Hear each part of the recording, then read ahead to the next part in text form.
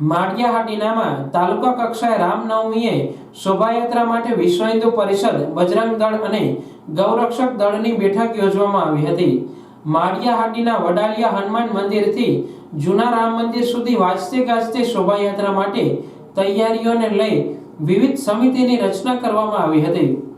માળિયાહાટીનામાં તારીખ 17 એપ્રિલને રામનવમીના દિવસે વિશાળ શોભાયાત્રાનું આયોજન વિશ્વ હિન્દુ પરિષદ, બજરંગ દળ અને ગૌરક્ષકના હોદ્દેદારો અને કાર્યકરો તેમજ સત્સંગ મંડળ, વેપારીઓ, ગ્રામજનો હાજર રહ્યા હતા।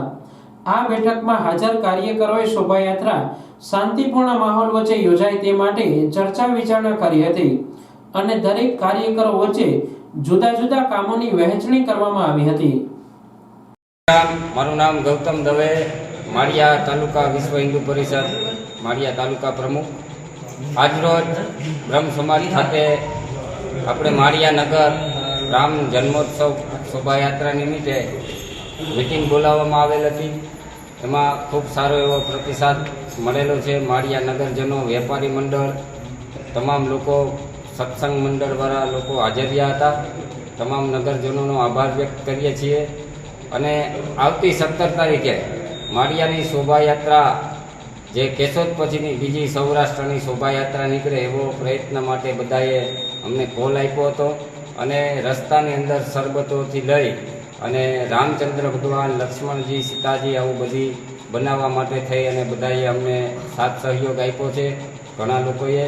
અને આવતા સમયમાં આપણી શોભાયાત્રા ભવ્યથી અતિ ભવ્ય નીકળશે અને જે લોકોને આ શોભાયાત્રાની અંદર ડીજે, રથ, રામ, લક્ષ્મણ, સીતા આવું બનાવવું હોય તો અમારો સંપર્ક કરે વહેલાથી વહેલા।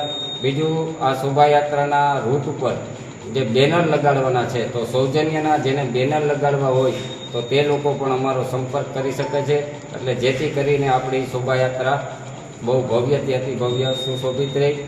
શોભાયાત્રાનો રૂટ જે છે તે વડલિયા હનુમાન મંદિરથી ચાલુ થઈ મેન બજારમાં થઈ અને જૂના મંદિર માળેશ્વર મંદિર પાસે રામ મંદિરે જઈ અને ત્યાં આરતી થઈ અને સંપન્ન થશે।